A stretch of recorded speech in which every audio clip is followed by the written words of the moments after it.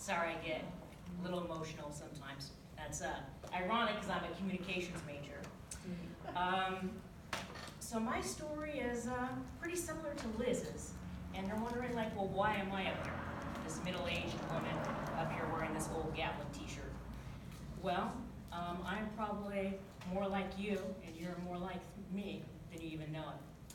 I, too, was a high school dropout. Something that I haven't really confessed to a lot of my advisors and faculty here, and now it's on record. So this is my confession. My senior year was also, I thought, like the end of the world too, and that was the time that I gave up on myself. One of my greatest regrets when I thought I couldn't go any further, and the easiest thing for me was to give up. So I dropped out probably about 10 weeks before graduation. My family moved, broke up with my high school boyfriend, blah, blah, blah, blah, blah, blah. You know the story. But I could not acclimate, I could not get involved. I was immediately transferred into a school that was not accommodating or friendly or had many people that looked like me. And it was difficult. So I made the choice and I gave up. Well, fortunately, that summer I earned my high school diploma. So there were some miscalculations in my grades when I was transferring, and I was informed of some wrong information. But I was fortunate enough to still have earned my diploma. So once I received it, my dad put it in a little frame, gave it to me, put it up on the wall, and then I immediately took it down and filed it for a good 30 years. I did not earn my diploma. And that was one of my biggest regrets in my life, that I chose the easy way out. And then 30 years has come and gone. I had to go to work full-time, support myself, get my car, pay for food, get insurance. Going to college was not an option for me, at least I didn't think so. So I made the conscious decision that I needed to eat and have a roof over my head instead of go to school. I would have time for school. I obviously didn't like school, and I didn't think it liked me at that point. So I continued. I worked hard. I worked really hard. I was well known in my career. I won numerous awards. I won bonuses. I went on trips. I got free clothes. It was great. It was really great for some good times, until it wasn't. And then I heard the message twice during that pivotal career, and I chose not to listen. I didn't listen to it. The message was, I could interview all these other people coming up the ranks to get these other positions. I could even train my peers.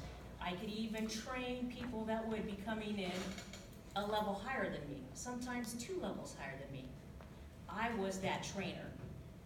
But these people coming in, and I was told this, were younger, were faster, were smarter. Why? Because they had a degree, and I did not. Therefore, I was great. I was good. I was really good. I was proud.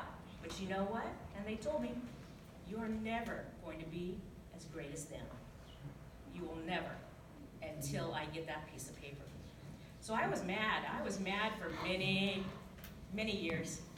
Angry at them, angry at myself, just in that space. I don't know if you know that space, but I was there. And so it took me a while. I tried again, and again I heard the message. And I said, you know what? I am really tired of hearing that message.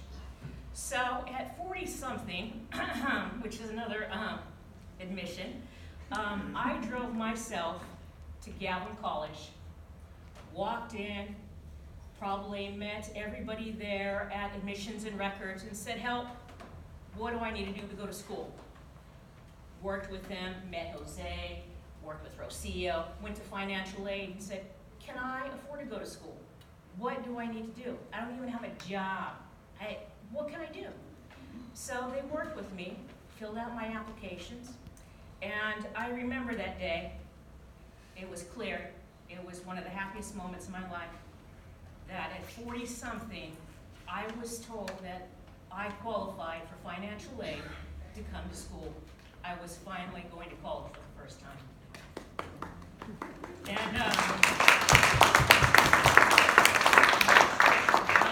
And I'm sure I probably called my mom and dad because many years ago, right, we never went to college campuses. We never went and did the tours. We never went on the little road trips you see on TV. We didn't do that. We were working. Everybody worked. And if you wanted to eat, you wanted a place to sleep, you went to work. So anyway, now a few years has passed, and I'm active on campus.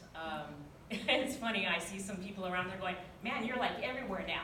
And that's my goal, because I want to be seen on campus. I want to make a difference on campus. I want to give back to all the people and the programs that helped me come to this point. So I'm wearing my little old, kind of like little faded shirt here, and you're going like, well, why am I wearing this in front of the president? You see me dressed nicer. But I wore this shirt because I deserve to wear this shirt today. I put in a good solid 2.5, almost 3 years, full-time from day one at Galvin College. I will be graduating double major in communications and Spanish, something I never dreamed of before. And with the help of the EOPS department and financial aid, I was given the gift of being able to apply to 8 different colleges. And I will get to stand here now and choose my path and my destiny when I was told I was never good enough.